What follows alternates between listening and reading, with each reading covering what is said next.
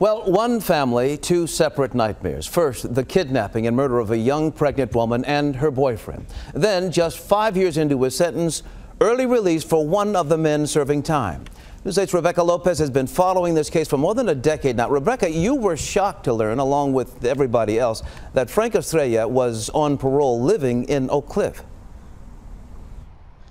It is shocking because of the brutality of these murders. Lenoshka Torres and Luis Campos were innocent victims who were kidnapped and then tortured by men with links to a Mexican drug cartel.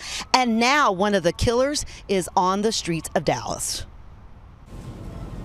Did she plead for her baby's life? Rachel Torres says for a decade her family has repeatedly lived a nightmare. And it just seems like we part back down. And it is not fair. Not fair. Her baby sister, Lenoshka, was 19 years old and 5 months pregnant when she and her boyfriend, Luis Campos, were kidnapped in Oak Cliff in January of 2007. Sometimes it feels like a long time. And sometimes I just feel like it was just yesterday.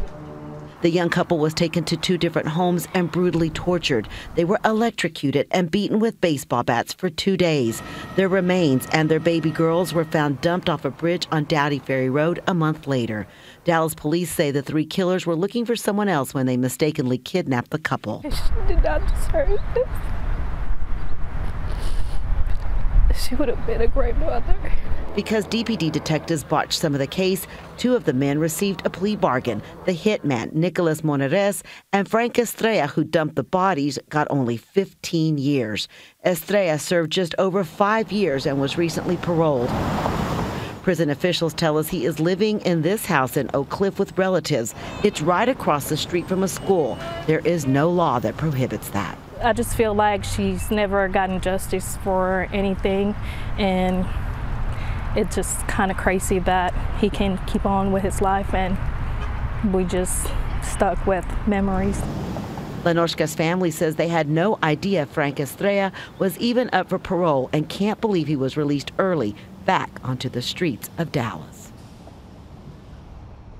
We asked the parole board why Estrella didn't do all of his time or the majority of his time and who on the parole board voted to release him early. They said they would get back to us with those answers.